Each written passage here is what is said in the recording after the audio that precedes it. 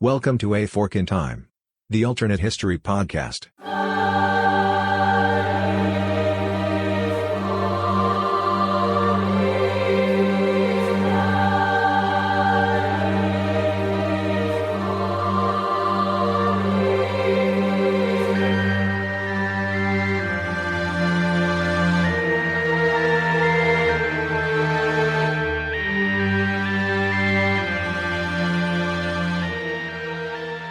Hello, everybody. Welcome, one and all, to this special edition of A Fork in Time, the alternate history podcast.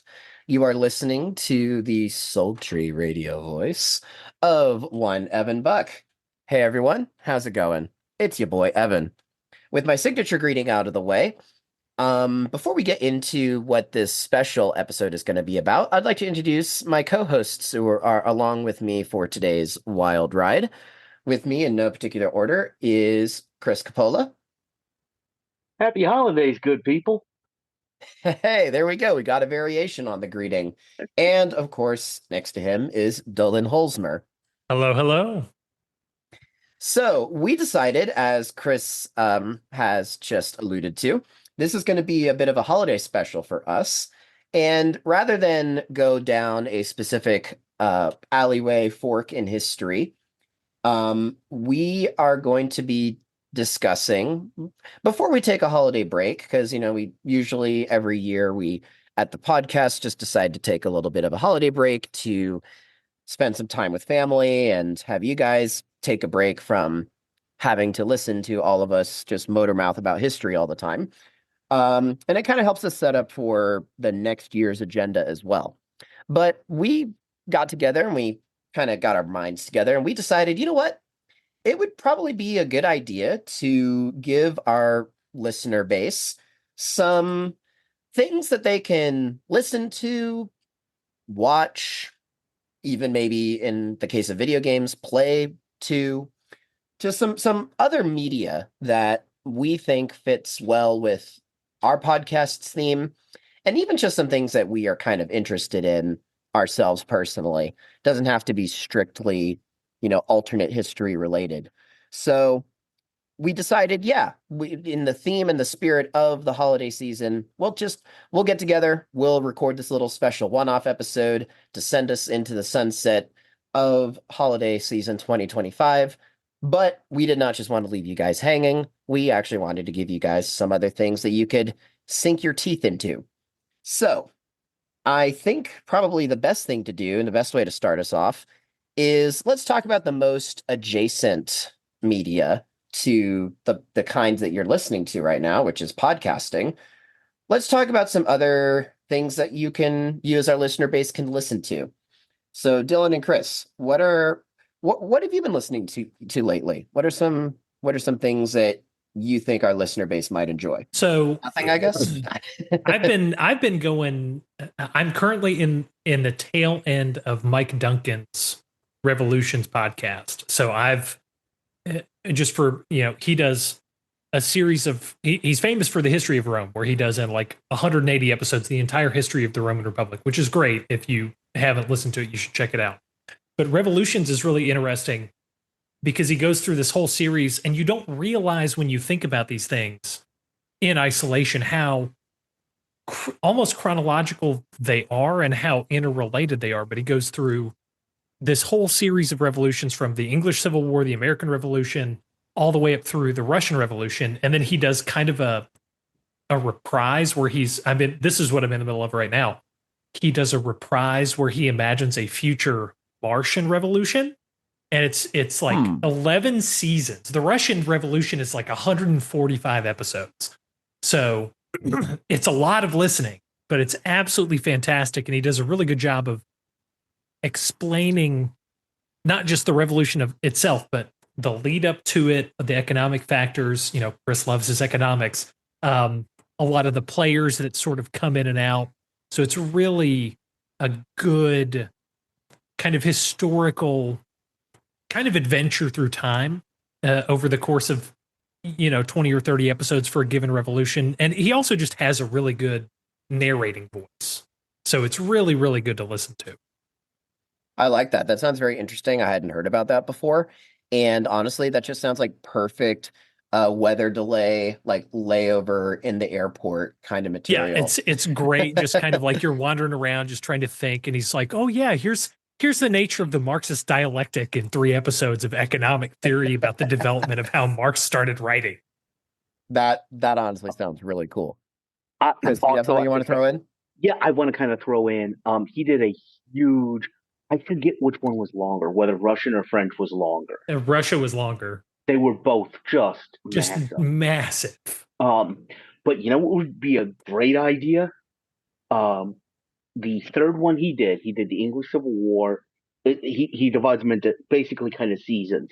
Yeah. Season 3 was the French Revolution. Episode 18, the Flight to Varennes. Yep. And Hey, there you go. Dylan and I think was it back in August? I think it was August. We did a dual fork around that, and I think that would be a great like setup to do that.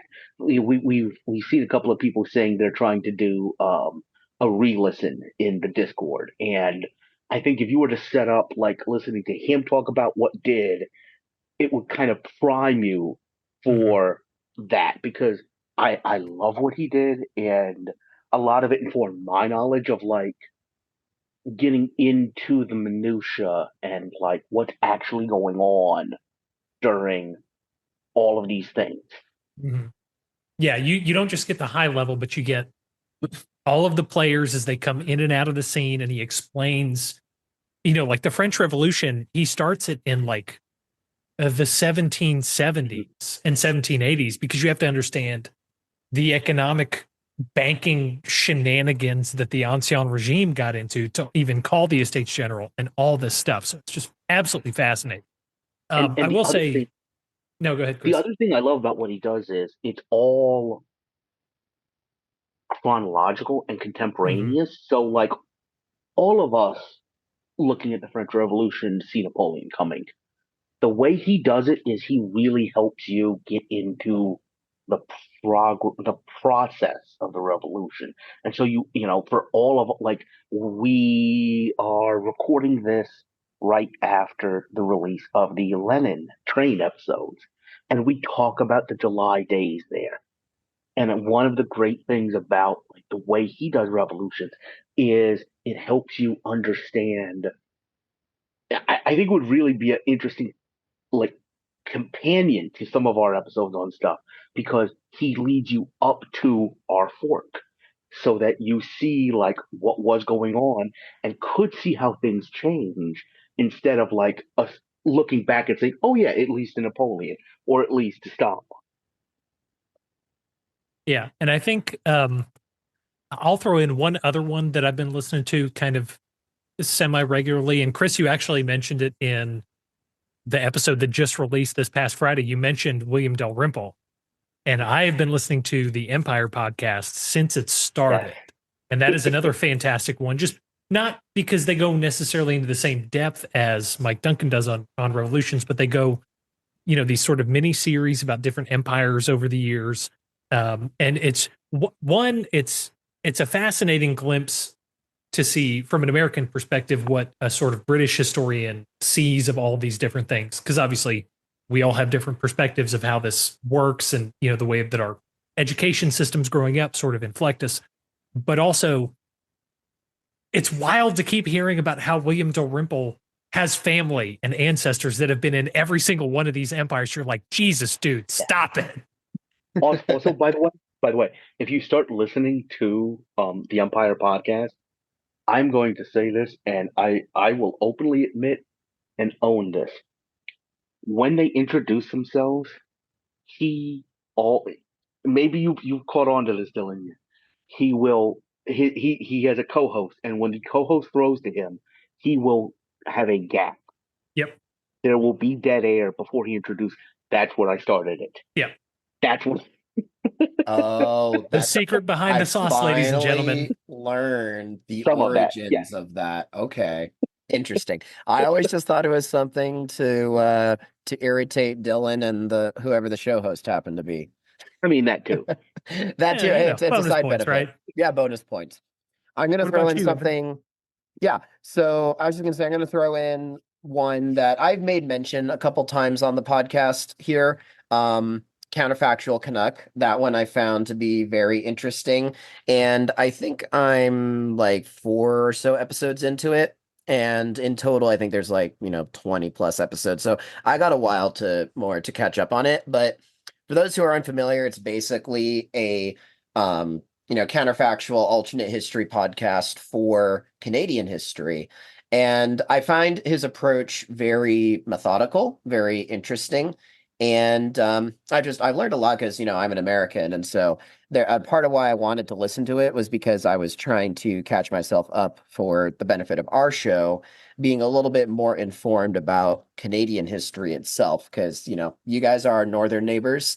But quite frankly, a lot of the time, no real offense to you guys, but we just ignore you. We know that you exist, but we know that you guys make maple syrup, and that's about it. And you guys are really nice, like really, really just ridiculously nice, but that's about it. So I tried to educate myself a little bit more.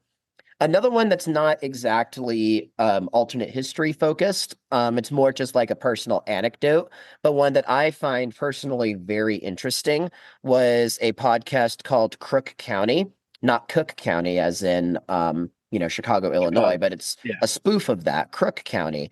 And if you guys have heard of it, it's basically a focus on the double life of a guy who was in the Chicago PD, or sorry, not Chicago, a PD, Chicago firefighters department, like a volunteer firefighter.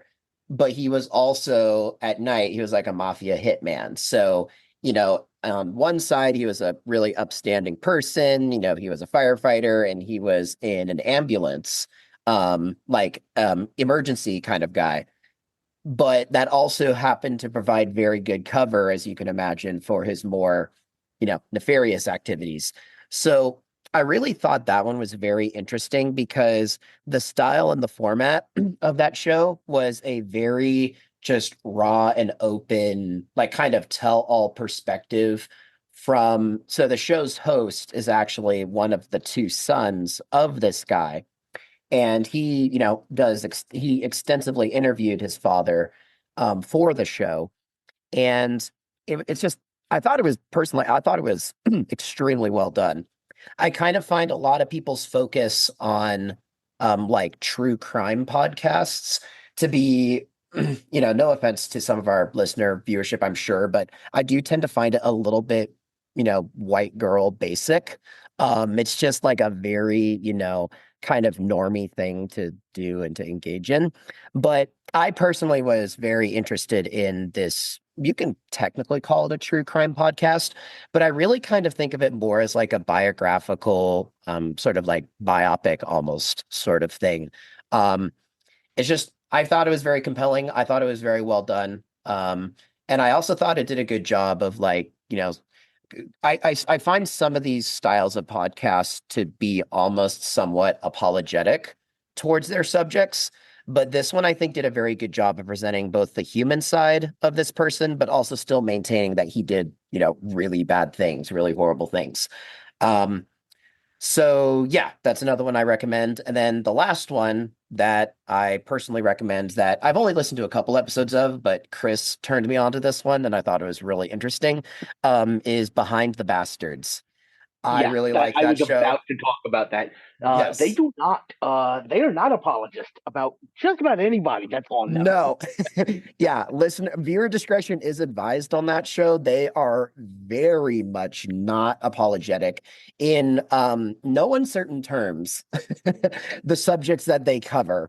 But I do appreciate their approach, how thorough and methodical they are as well. And for the couple episodes I listened to, it was just how they just riff on these ridiculous characters in history that we should probably know more about, but we don't. I just love their style. I think it's very interesting. But yeah, viewer discretion is advised. They do say a lot of those potty words that don't play over well in Peoria. So do keep that in mind.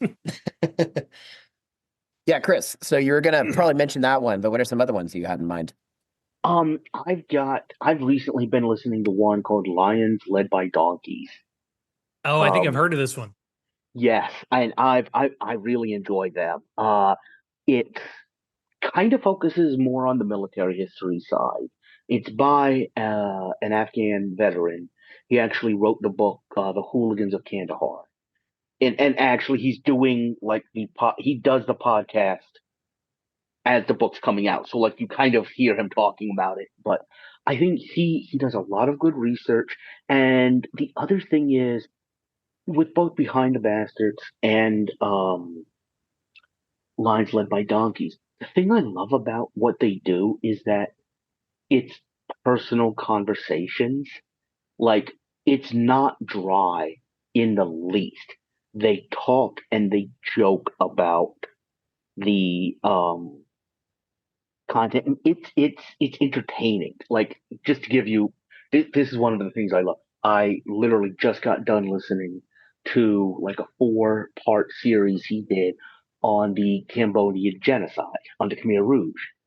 And one of the things he does, and I think this is amazing, when he's doing an episode that is kind of heavy on like the Cambodian genocide or on the Japanese Unit 731, which was the biological like Yeah. experimentation unit I've in read up Manchuria. on that, and that's Oh yeah. hard to even read. So fun thing, what he'll do is he will give the like co-host a safe word when it's getting heavy, and the co-host will just say like koala or banana or something. And in the middle of an episode on like the Khmer Rouge, he will give you a fun animal fact. Like Oh, cows that's have kind of red fur. interesting. I just love like the quirkiness of that. Yeah. No, but that actually is kind of inventive because, yeah, I do like it when people are able to tackle like very difficult issues head on, but also give that space for us to like kind of process the emotions, and realize that there's very heavy subjects involved like that. So that's cool. While you were talking, I added that onto my listening playlist. That definitely sounds really Yeah. interesting. And you actually reminded me of one called Our Fake History. It's done by, I want to say, a Canadian history teacher, and he did a really good um, series on the War of 1812 from the Canadian perspective. And it's really, yeah, he does a lot of stuff. He does a lot of different stuff. That's just a small little like corner of it. This is like Okay. maybe a 4 or 5 episode arc. But when you were talking Hmm. about the Canadian thing, it's like that is really interesting to listen to him. And again, it's engaging to listen to. Yeah, for sure. That sounds One very of interesting. one of the other ones that I was thinking about is one called War Movie Theater. I Let think me you've give you referenced a that one before. I definitely have. I'm gonna warn you, they are English. So they spell theater correctly. That deserves a content warning in and of itself. Um okay. I am going to take a host prerogative for a second. Years and years ago, I was working on some on coming out with some software, and the platform I was using was developed by Australians. So all of the dates were written. Oh, date, Well, month, year. Yeah. yeah, Mhm. and so I'm Googling, and it's open source, so I'm Google like there's no Mhm. help. You have to search through Yeah, forums to you're on a find. Linux forum somewhere, just praying to Mhm. God you've got an answer. Yeah. Oh, did I find an answer? Because it was amazing, and I found an article where it started off with somebody saying, "Why would you want to list it month, day, year? The proper way is day, month, year." And it immediately devolved into arguments about if it wasn't for us, you'd be speaking German. See, I kind of wish Kai was on this show because I'm sure he'd have very strongly held opinions about that. Somehow And Godwin's law always comes into play. and and then it got even weirder because then it got to the point of them saying, "Oh, well, actually, Stalingrad is why we're not speaking German." And then somebody chimed in and said, from the English side, said, "Yeah, and I don't remember that many Americans at Stalingrad." And I'm like, "Wait a minute, you weren't there either. Yeah, hold on. Nobody in all of this is in Roman script. So unless I see some Yeah, Cyrillic here, none of you can be claiming." Okay. yeah. That's great. That's awesome. You love to see Um, it. but I I also another shout out, by the way, to Helena Nash, who apparently lives 3 blocks from where my grandmother used to live in London, who is also why I failed a couple of spelling tests because they wanted me to spell theater ER, and I was studying over at her house. But war movie theater, the thing they capture a lot of, like, basically it reviews war movies. But one of the things, it's two journalists and they talk very much, and Dylan, you might remember this. Evan, you do not. Don't even try. Okay. Already bringing age into this. I don't care. I'll take my seat when I deserve to. Every Memorial Day and Veterans Day, sitting home from school, watching TNT and AMC and ACM. Dylan is See, laughing. I know Oh, the yeah. letters, I know the logos of those channels. That's it. I remember Dylan- watching like like I have vivid memories of growing up with satellite TV where it was the History Channel, Sci-Fi, AMC, FX, IFC, all of that.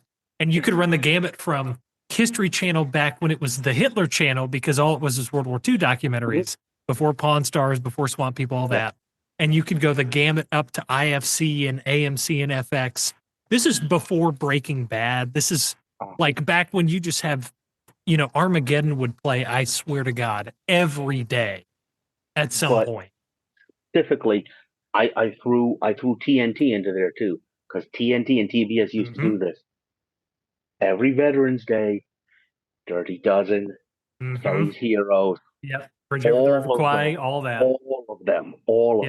And while they didn't have American TV over there, apparently BBC One showed all of these movies on Saturday mornings, and it struck me. The other cool thing that I love about what they do is they really are coming at this from the British perspective. One of the things they do is, for every movie they review, they go through and, like, they'll list, hey, who's the baddest Nazi in this movie? So kind of like their own special awards. Yeah, it's like annotated. Yeah. Well, Yeah. Like, the categories, and we'll talk about, like, the different things about this movie. And one of the things they have, and it never struck me, but that's kind of one thing, they have the Cooler King Award. And the Cooler King references The Great Escape, which is about a bunch of airmen escaping from a German POW camp. And it just so I remember happens, watching that. Great movie. Yep, Steve McQueen is referred to as the Cooler King because he's constantly somewhere. The Cooler King is for the most gratuitous American character. I love it. I love that.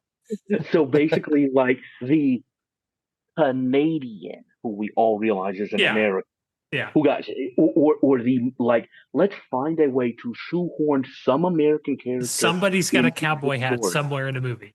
Yeah, and exactly. and to make it an American movie, and one, it hits me in the memories of watching those old movies, and two, it's a really interesting perspective from them.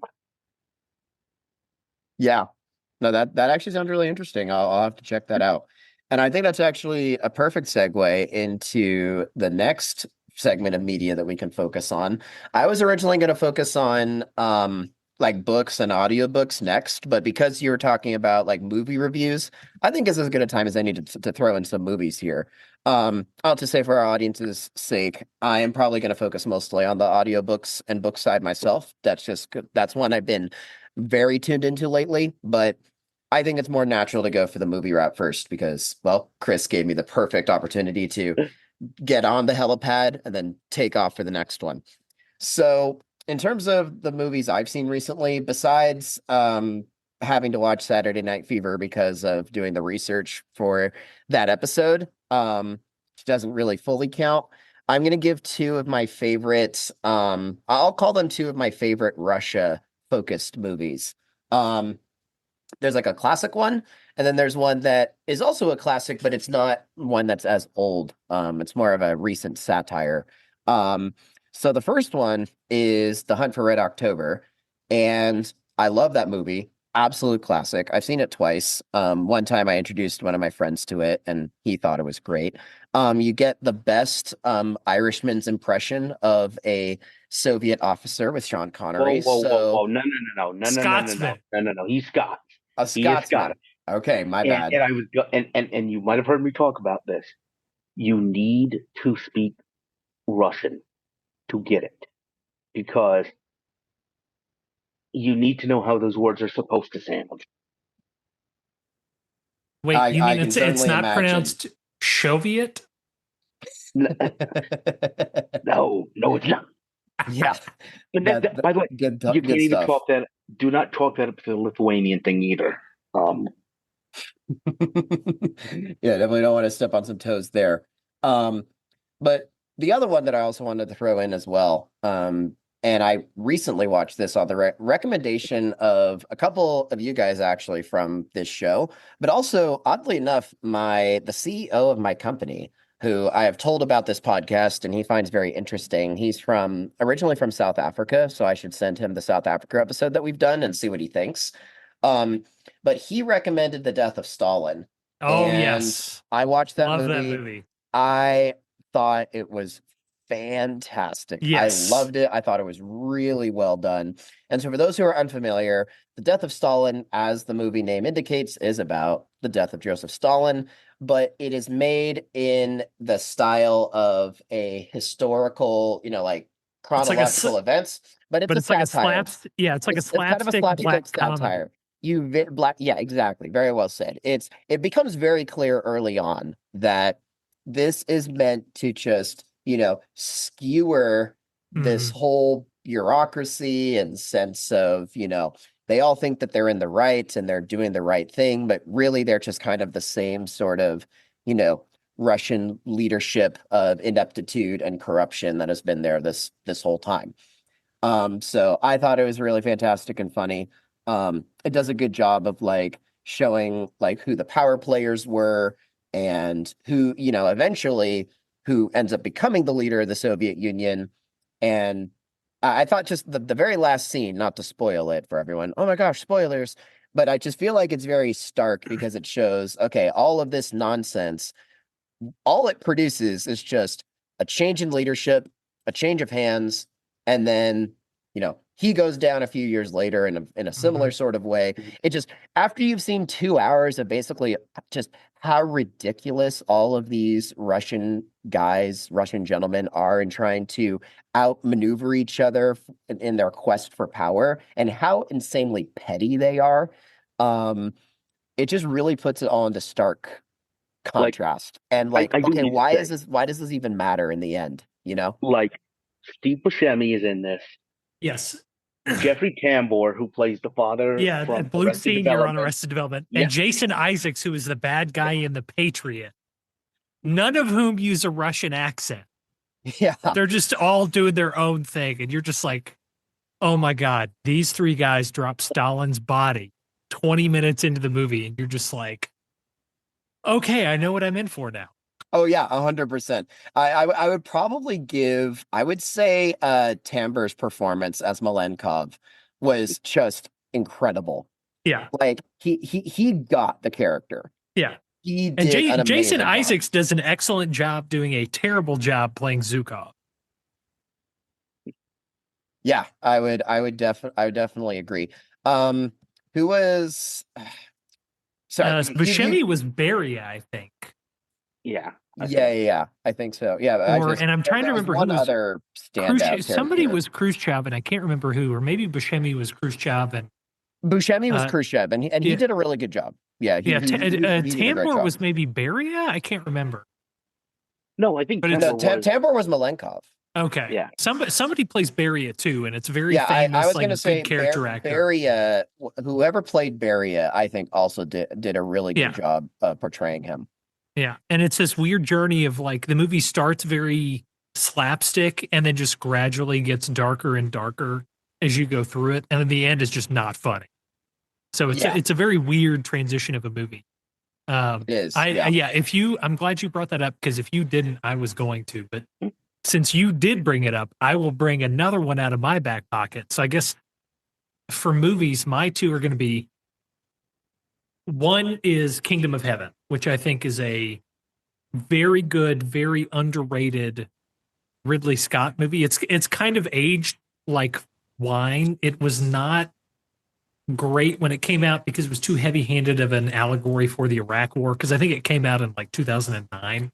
It's like it came out in 2005 actually. Oh, was it? Okay, it was early. So it's like peak post Lord of the Rings Orlando Bloom as the main character. It's almost alternate history because Balian of Ibelin did not do all of. He was very important in the Crusades, the first Crusade, I think, or the second Crusade, but not in the way that it shows in the movie. But it's a very good. It's a classic, like Ridley Scott, sword and sandals, almost gladiator type movie. And it just shows you a good vibe of what the Middle Ages and what the Crusades were kind of all about. The other one that I'm going to throw out is not really a history movie, but it's just a great movie, and it's a great lampooning of all of the pop culture side of history, and that is Walk Hard, the Dewey Cox Story. If y'all have never seen this movie, it is a lampooning kind of like the scary movies do, or with horror movies, but it's with music biopics. So it's. I would say like, and I'm going to throw another one at you right now. It's very similar to The Ballad of Ricky Bobby. Yes. Same kind of people are in it. And it's John C. Reilly, and it's cool because John C. Reilly is a musician, so all of the singing that they do in that movie is actually John playing guitar singing, but it does the whole like it came out right after Walk the Line, so it's built on the vehicle of the Johnny Cash style biopic, but it's got Elvis, it's got the 70s soul stuff in there, and it's one of those movies that shouldn't be as funny as it is because of how accurate it is, but yet it's one of the most hilarious movies you can see.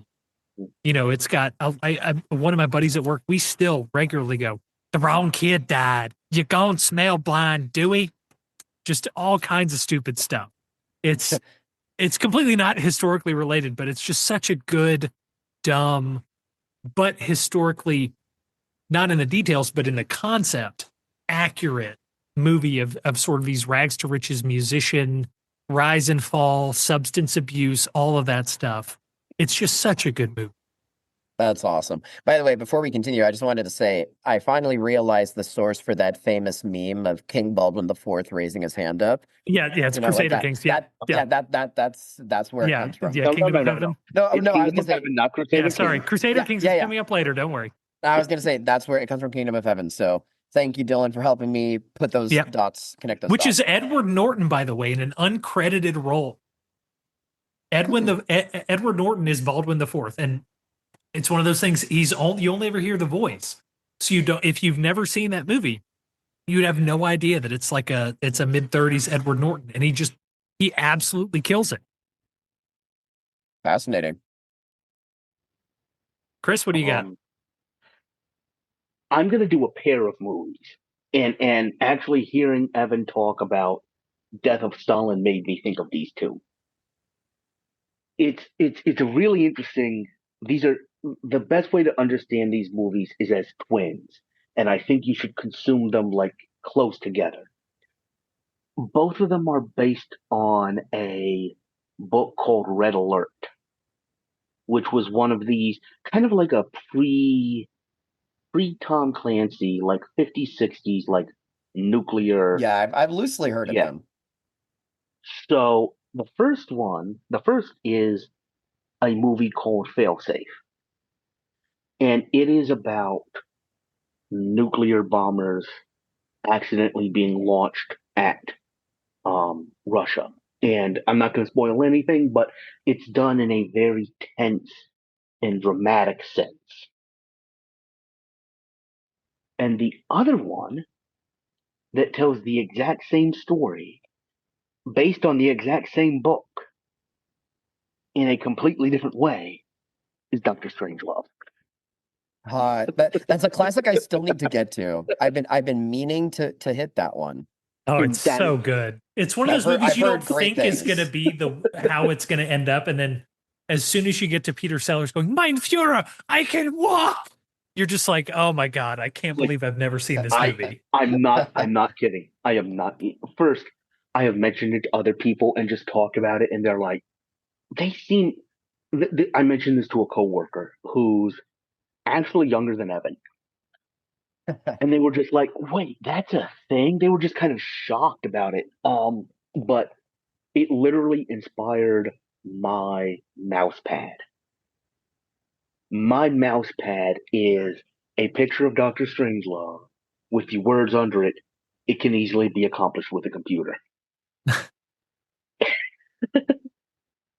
Um, it it both and like, by the way, Doctor Strangelove stands on its own. It is an amazing movie, but I really think it's like getting meta about stuff. It's really interesting to watch both of those two movies together because both of them are good.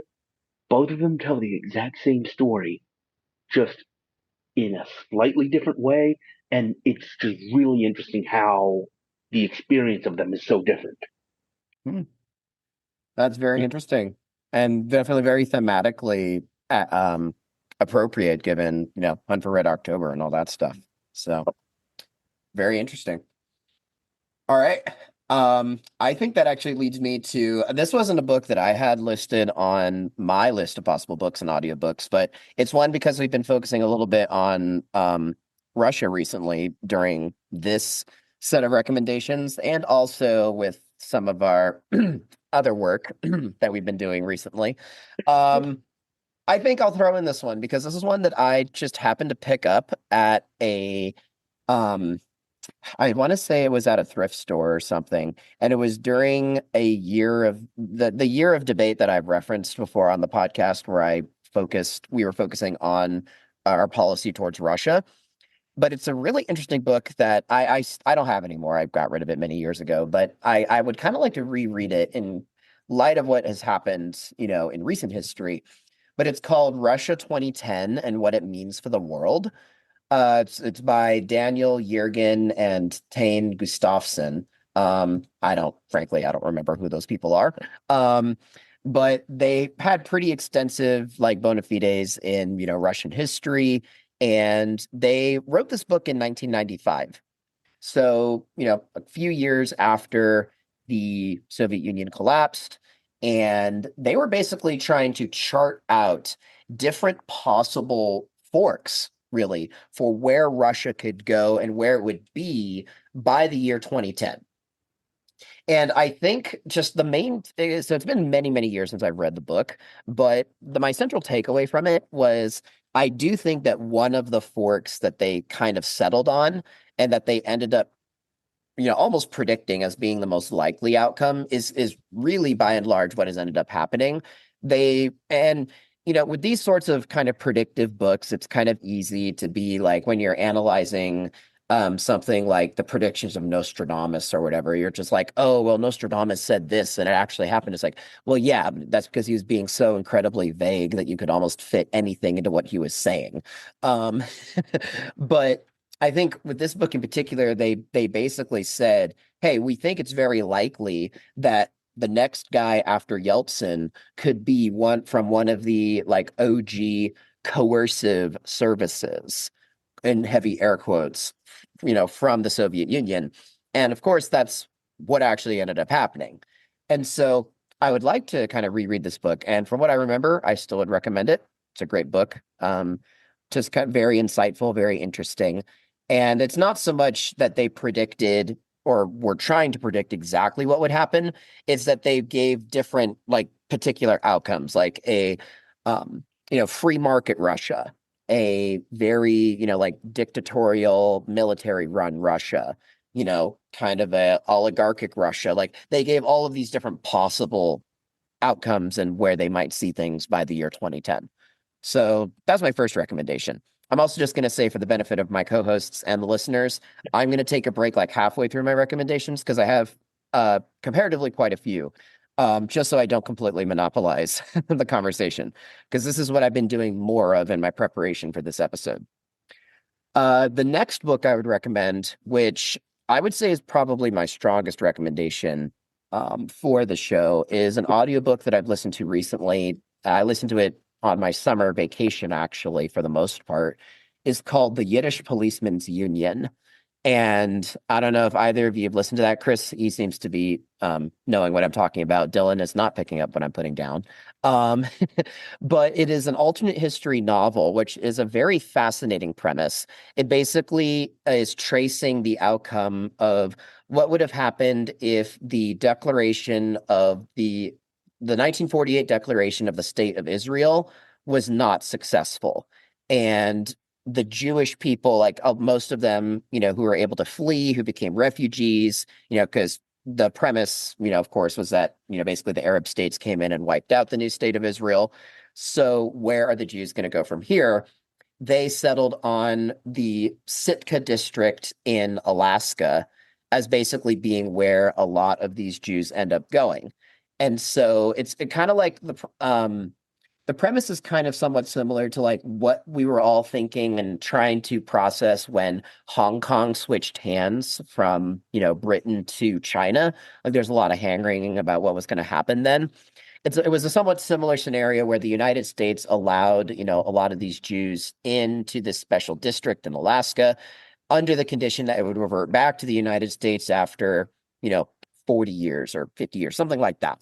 So the novel is taking place right around the time when this transition is about to happen.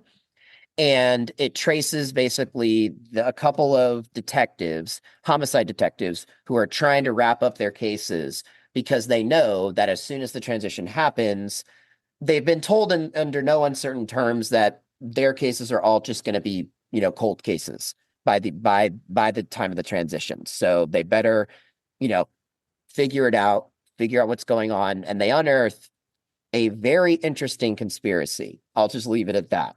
And so I personally feel like the book, by and large, it's not perfect. I feel like there are some pacing issues here and there, but for the most part, I was very engaged with it. I could kind of see where the ending twist was going, kind of from a mile away, if I'm being perfectly honest, but it didn't lose me really at any step. I still was very engaged. The premise of it, I thought, was just very well fleshed out. It was very believable. I think that the central takeaway from that book for me is that I felt all of the characters were just very relatable, very believable characters.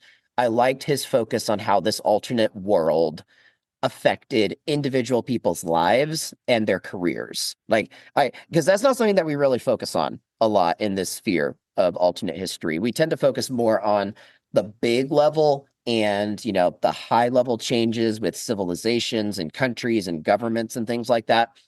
But this was just a really great effort on the author's part to bring it down to earth, bring it home, and really just see how individual people would have different life trajectories if this fork in time was actually gone down. So that's probably my strongest recommendation.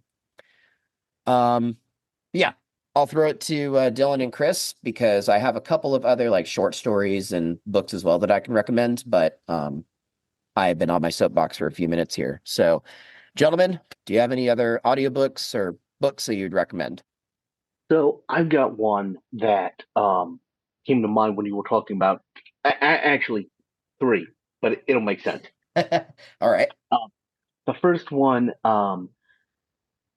when you talk about Russia 2010 and how they're predicting like different paths, this book is one. By the way, I am not sure if anyone like will be able to find this.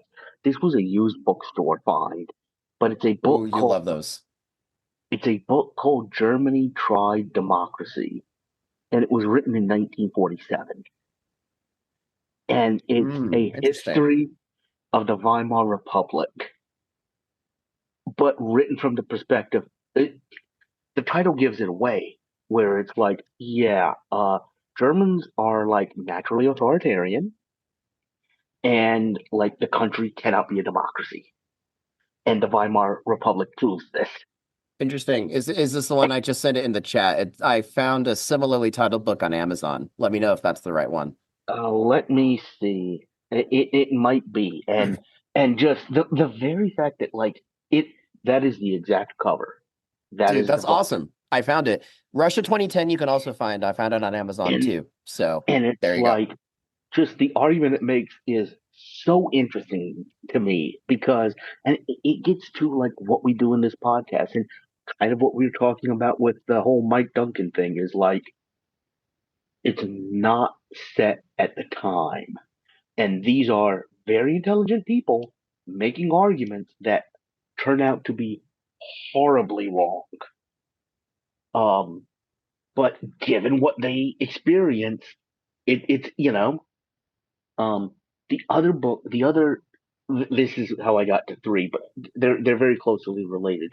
The other two books are the Third World War, and he came out with another one called The Full Story by Sir John Hackett, and he, John Hackett, was a British military officer, commander of NATO forces in Europe, and he wrote a book in the late 70s. Hopefully, this will make sense. It was written in the late 70s, as if it was in the late 80s, talking about a Third World War in August of 1985. So he's predicting like what would happen with this, and I loved it. It's a really interesting read, and he does come out with a second volume of it, which is written from the same perspective of like, oh, here's a couple more things that happen with that. Um, I love that, except one of the hilarious parts about it is because the two books are written like 4 or 5 years apart. Things change. So, for example, when he's writing in the late 70s, he's talking about Iran as America's ally in the Middle East as a bulwark against like Soviet playing with Egypt and Yeah, that's gonna need a little edit there.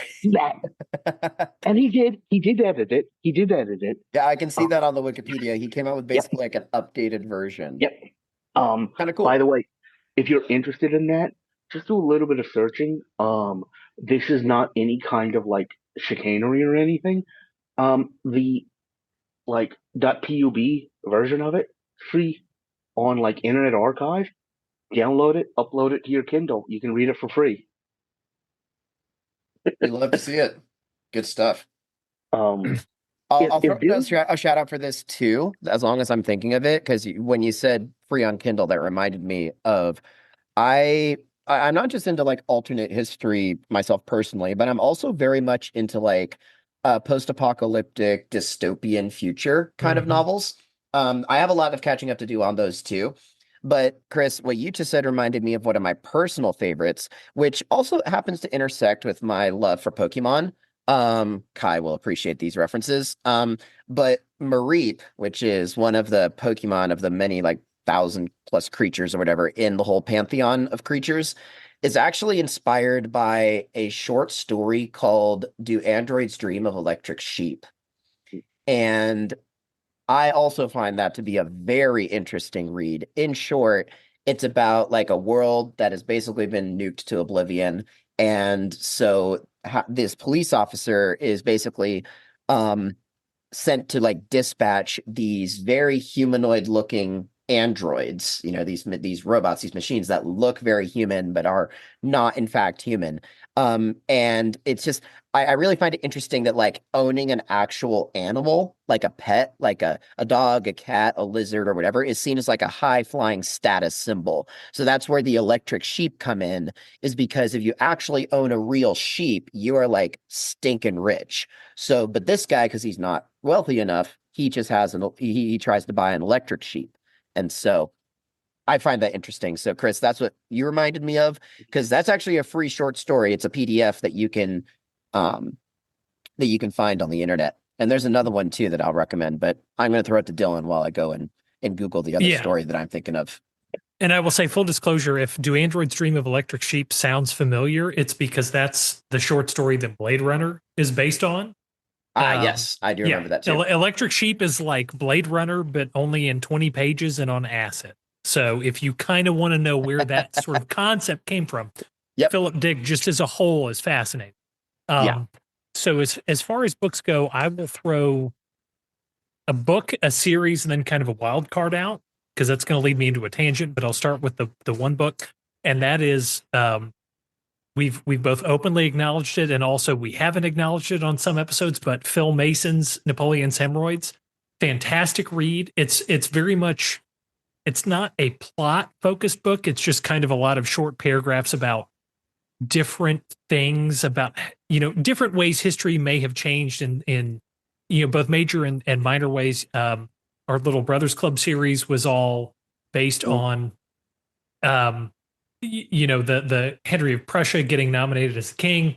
Napoleon's Hemorrhoids, famously, potentially, Napoleon was apparently high on opium during the Battle of Waterloo, and may or may not have cost him the battle.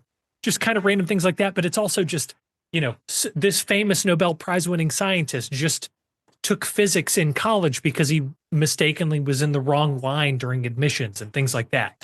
So it's really kind of a fascinating read, because it showcases, like how we like to talk about on this podcast, just how much of history, from the largest vein of history to the smallest random thing, is just pure accident and happenstance. It's kind of the encapsulation of the sort of antithesis to both the great man theory of history and the forces and trends theory of history. Is you're just going to roll the dice and hope it doesn't end up snake eyes in terms of how history is going to develop. The series, we don't talk a ton about Turtle Dove on this podcast, but I will fall on the sword of being the guy who brings up Turtle Dove. I'll issue a short correction. We don't talk about him extensively, but we name drop him. Yeah, we do name drop him a little bit. Turtle Dove, like many others, he is kind of the grandfather of alternate history. I regularly re-listen, and I prefer the audiobook more than the book series because of its delivery. I regularly, pretty much every year or so, re-listen to the entirety of the Southern Victory Timeline 191 11-book saga. And the reason why I do it, I will be the first person to acknowledge, Turtle Dove does not have the best track record of originality for some of his like major characters, like Featherston in the Freedom Party, stand in for Hitler Nazis. Not necessarily the beginning is great of when Featherston comes in. The end, not necessarily the best character writing. But the reason why I like that series so much is because it takes, it takes these famous figures like Roosevelt, Custer, some of these other people that he creates this entire alternate timeline, and he goes from the most important people in the world, the main general of the United States, the presidents of the Confederacy and the United States, but also down to a random guy who works his way up from a destroyer to captaining a prototype aircraft carrier, and this random woman who works in a fish canning factory in Boston. And he runs this series more than most that Turtle Dove does, runs the entire gamut of the most important people in the world to the most random people off the street, and shows you, okay, what does this timeline actually affect in terms of everybody's experience of the world? And so George Woodall does the narration for the audiobooks. And so he does a really good job of both of the voices, but also giving all these different characters a really good kind of thing about it. And then that leads me to a random thing, and I promise I'll make it kind of quick. I'm gonna touch it as the resident gamer of the podcast. I'm going to transition just real quick. Comes the mute button. Here comes the mute button. Just real quick, I promise, because I want this to be kind of concise. I want this to be a good holiday episode. Paradox Games brand strategy, mostly because Europa Universalis 5 is came out 2 days ago as of the recording of this podcast. Crusader Kings 3 just added the entirety of China. All right, let me name the two from my era. Yeah. Full disclosure, listeners, I have joined onto these Zoom calls, and Chris has shared his screen, and he has had Hearts of Iron 4 and Europa Universalis 4 on a separate window in the background because he's playing. Yep. Victoria as well. Yes. In fact, the Columbus episode was the episode art from the Columbus episode was Dylan's face on a Crusader Kings image, my face on a Victoria image, because in the episode we talk, because Crusader Kings is all, like, if you played it at all, it's all about your claim on this or on that, or your royal lineage and all of these things. And Dylan and I talk about this multiple times, where it's like, yeah, well, that's their claim, and that's why. And I come in and I'm like, that's cute. I I approach it from the Bismarck, the realpolitik. Yeah. Yep. So and I like those games, one, because they're just the perfect encapsulation of like just a sandbox of history, but also you can do this really interesting thing in them, and that is you can take, so Paradox does a game for basically every version of history. You've got Imperator, which is the Roman Empire game. You've got Crusader Kings, which is the Middle Ages.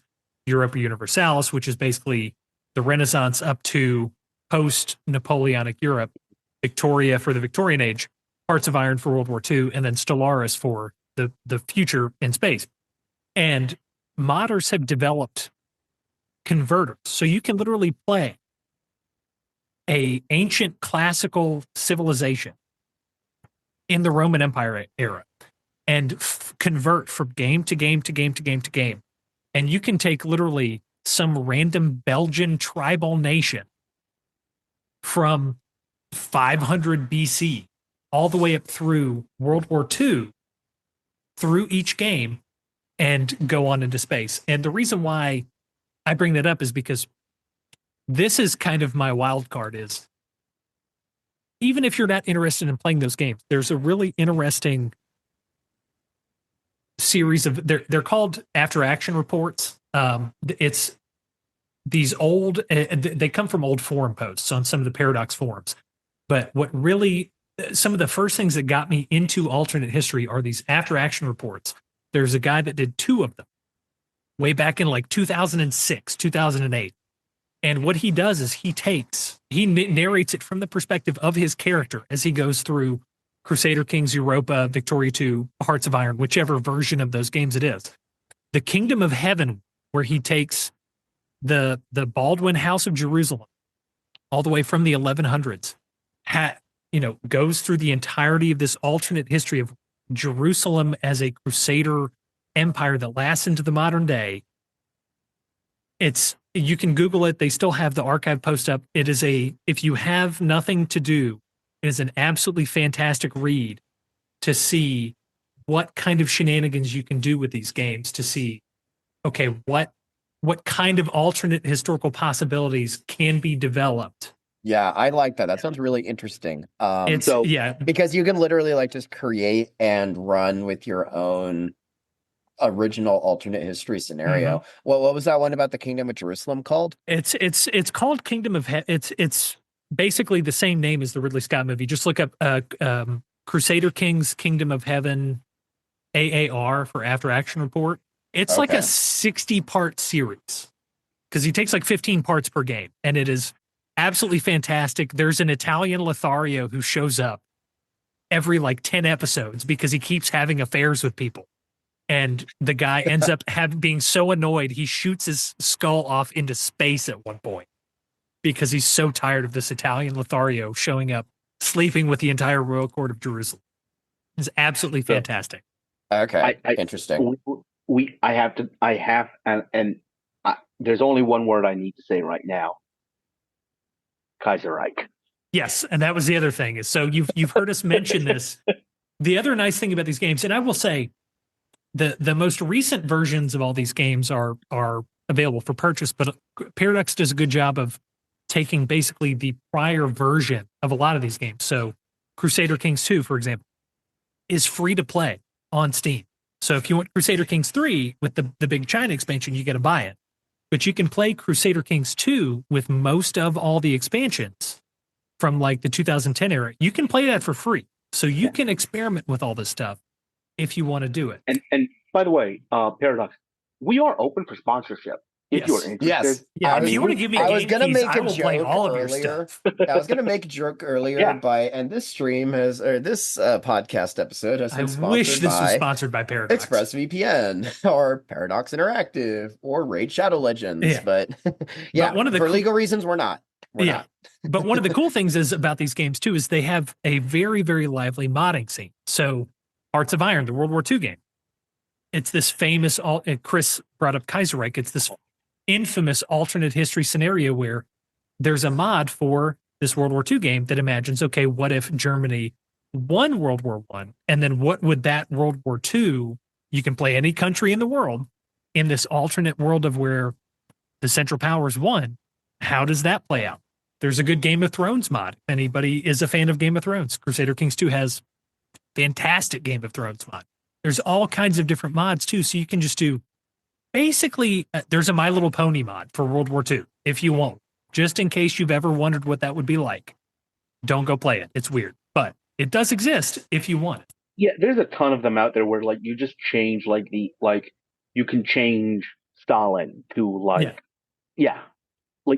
a weird image of That's really interesting.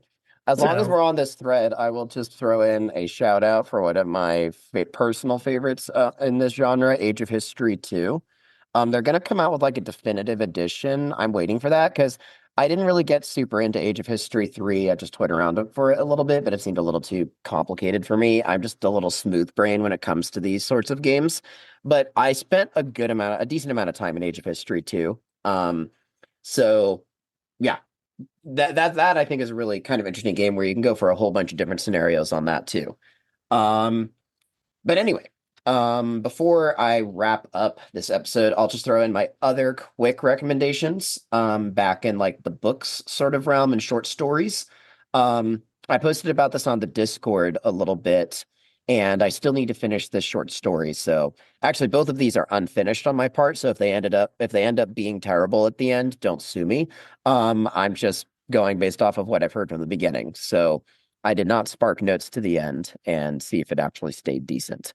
But I'm so far enjoying The Way of the Sunrise, which is a short story talking about what if the Incan civilization had survived post-Cortez and all of the Spanish conquistadors and stuff like that.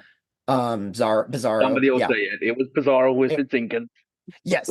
I see, Chris, I'm glad you corrected me because I knew that Cortez was with the Aztecs, but I didn't want to bother. I'm just like, you know what? I'm just going to say the first conquistador name that came to mind. So thank you, Chris, for the live fact check. Keeping us honest.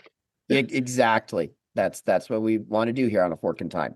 So Way to the Sunrise, great short story. I'm like about 3 chapters in or so. It's a great one. I've been enjoying the premise quite a bit. And then one that I have been meaning to get around to and finally could start doing because the Yiddish Policemen's Union drained all of my Spotify credits for that month. So now I'm finally able to listen to this one, is The Years of Rice and Salt, which is, I think, about 30 hours long on an audiobook level. So I don't know how many pages that is, but it's long. But it's a whole entire extensive historical timeline where the Black Plague wipes out pretty much all of Europe And so then you have like the Middle East and the Muslims coming in, and like the Eastern, like the Golden Horde, like, the Mongols, and, all of those, like even China and like those Asian societies basically coming in and repopulating Europe with their own ideas. So far, very interesting. I'm only like a few chapters in, but I would so far recommend those as well. Last ones I'm going to just name drop very quickly. I have physical copies of these, and I will be burnishing my my libertarian fiction credentials here. But I own a decent amount of Ayn Rand's books, or Ayn Rand. I don't know how you necessarily pronounce that name. I would recommend 2 out of the 3. And granted, I haven't read the last one, which is like her definitive work that everybody knows of. But Anthem is a pretty good, very thin book, very short story. And all of her books are basically focused on her personal philosophy of objectivism. And, it's not just a political philosophy. Like it encompasses like her whole ethos on life. I'll just say for the record, we don't like to get into politics or religion too much on A Fork in Time. But as just my own personal beliefs, don't really necessarily fully agree with, all of what she says.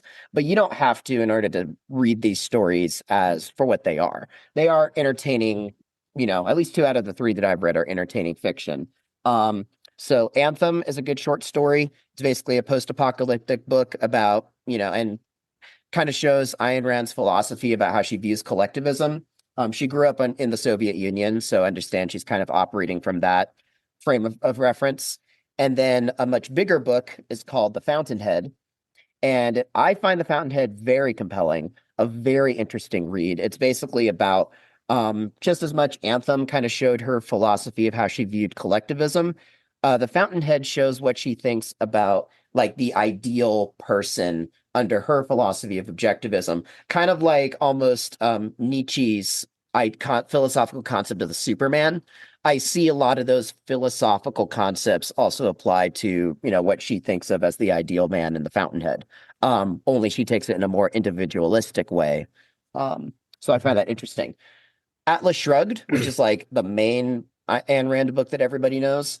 I'm going to take back all of my libertarian credentials here by saying that I did not find that book very good from the few chapters that I read, but maybe like The Fountainhead, it takes a while to get actually going, and it actually ends up being a really good book. But I started reading it and then put it back down because I was kind of bored with it.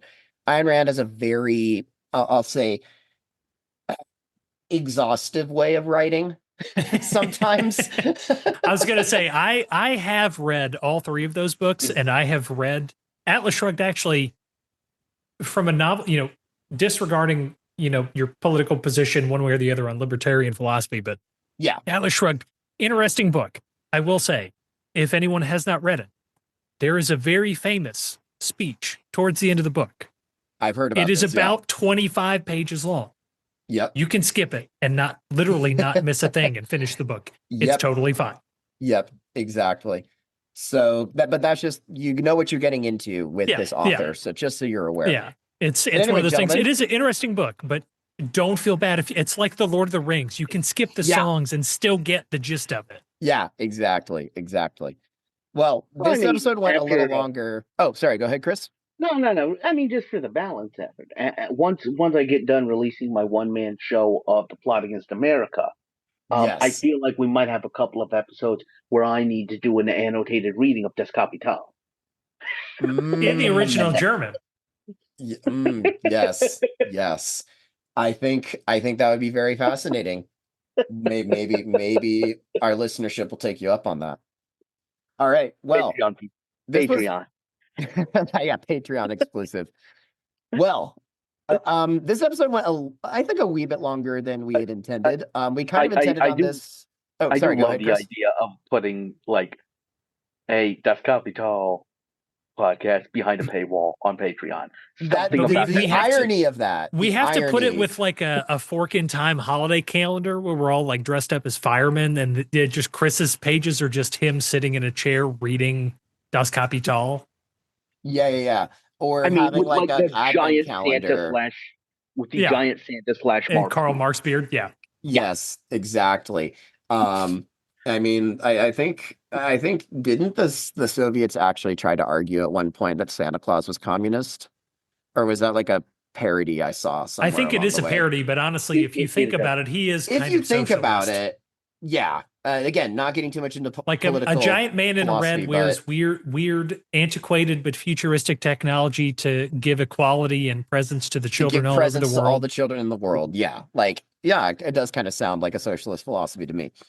But anyway, as I was wrapping up, we had intended on this to be like maybe like a half hour or 45 minutes of just us kind of spitballing some of our favorite things for you guys to tune into, but it turned into like what are we at? We're like an hour and 10 minutes, I think, into this. I mean, long for a normal episode.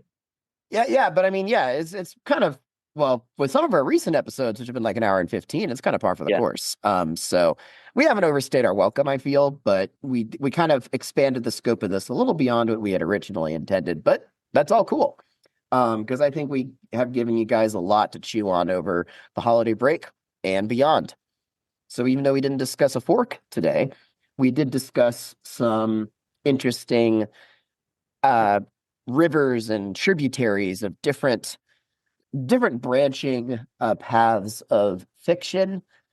So many wonderful ones that this world has to offer, but we just gave some of the ones that have struck our fancy at this particular moment. So if you guys all enjoyed this and you have some of your own fiction that you think we should focus on, feel free to share it in the Discord. Talk about this episode, what you guys liked. Do you agree, disagree with our assessments? We just love talking with you guys, and we're very grateful for your continued participation. So, with all that being said, as we always like to end off these episodes, whether or not they actually discuss a fork or are more of a special one-off like this, we will end them all the same way we always do.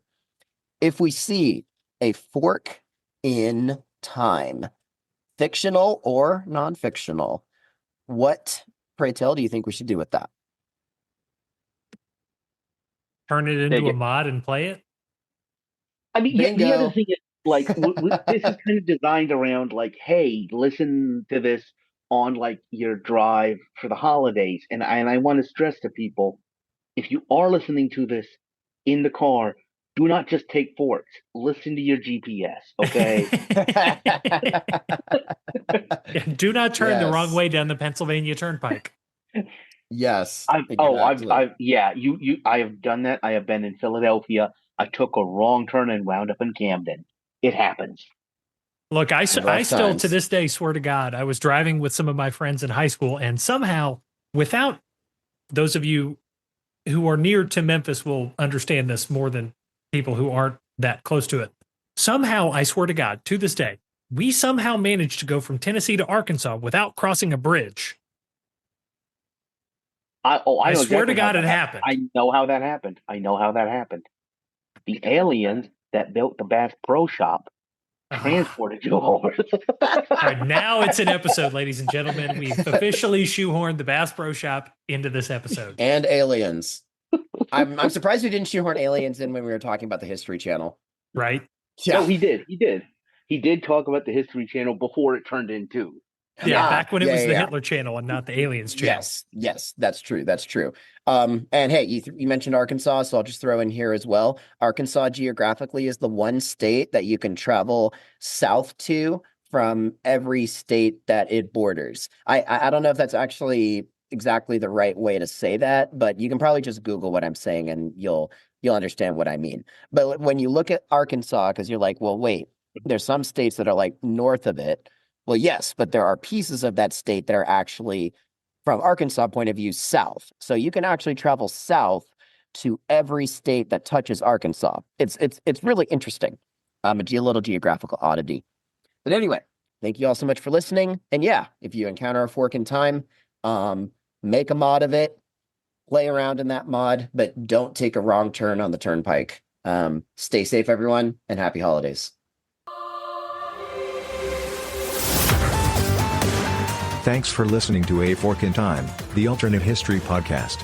Learn more and provide feedback by visiting our website at www.aforkintimepodcast.com. Connect to us on Facebook at facebook.com/aforkintime or follow us on Twitter at AFIT Podcast. If you want to support the show financially, visit our Patreon page at patreon.com/aforkintime. We hope you will join us next time.